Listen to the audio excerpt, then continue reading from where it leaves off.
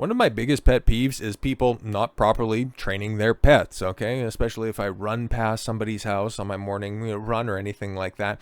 If their dog just starts incessantly barking, or if I'm out on the path and they just have this obnoxious habit of jumping up or just moving and cutting into my running lane, it's like, you owe, not just me, okay? You owe wider society a debt of responsibility to simply look after your animal. I really think in some of my more wild moments that most people don't deserve to have animals, and sticking the dog catcher on them would probably be the best for the entire neighborhood. But I don't know, man, having people perhaps get licensed in order to be a pet owner, I mean, like, that does sound insane, and really got to figure out exactly how you'd implement that. But something else that is right up there on that quote-unquote, for lack of a better term, pet peeve list, when people let their animals just get obnoxiously fat. And it's getting so bad that apparently, in the next 3 years, Ozempic for dogs could hit the market. Oh my god, what are we doing out here? Just people. There's so many people that just don't deserve to have animals. Life's rough enough. Oh my god, with the added challenge of getting your pudgy puppy or tubby tabby to slim down.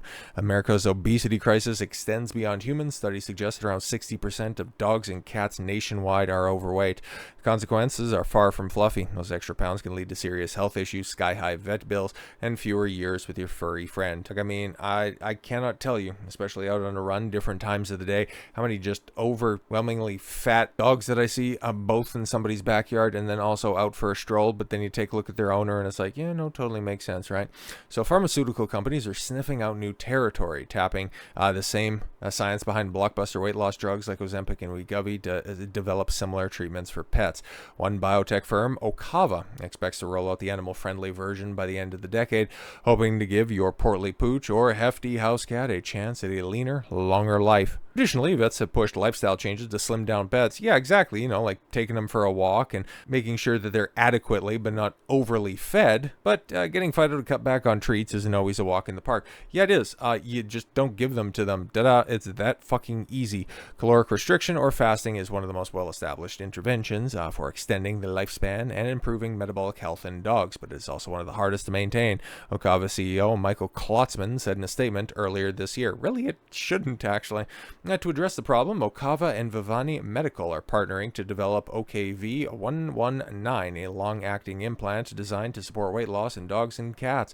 Roughly the size of a standard tracking chip, the device delivers a steady dose of exenatide, for up to 6 months, similar to semaglutide and tirzepatide. Okay, that's the other one, the active ingredient in human drugs like Wegovy and Zepbound. Extenditide imitates a hormone called GLP-1, yes, which helps decrease appetite, increases feeling of fullness, and slows digestion.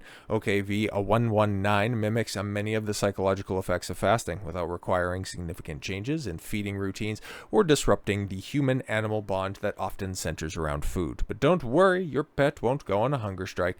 What owners should expect to see is their pet eating appropriate portions without the previous food obsession. They'll still eat regularly, and show interest in meals, just without excessive begging, scavenging, or gulping behavior.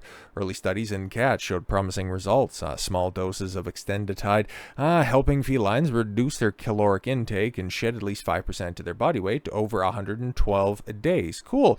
The trial is now being expanded to include dogs, and if successful, companies aim to launch OKV119 commercially by 28 or 29. They could be a game changer for the nation's pets, which are increasingly tipping the scales. In 2022, veterinarians classified 100 million dogs and cats as overweight or obese, up from 80 million. Just 80 million 5 years prior, according to the Association for Pet Obesity Prevention. Shit, man. That's not just extra fluff. Studies show that overweight dogs live up to 2.5 years less than their slimmer peers and often have a lower quality of life. Among cats, chubbier felines aged 8 to 12 face a 2.8 times higher mortality rate compared to their leaner counterparts, according to the Manor Veterinarian Hospital. OKV119 represents an additional tool for vets treating pets where conventional approaches have been insufficient, similar to how GLP-1 therapies have provided new hope for human patients struggling with obesity despite their best efforts with diet and exercise. But here's the thing, man, there's been fat animals animals for a long time. There's also people being able to pull their pets out of said obesity.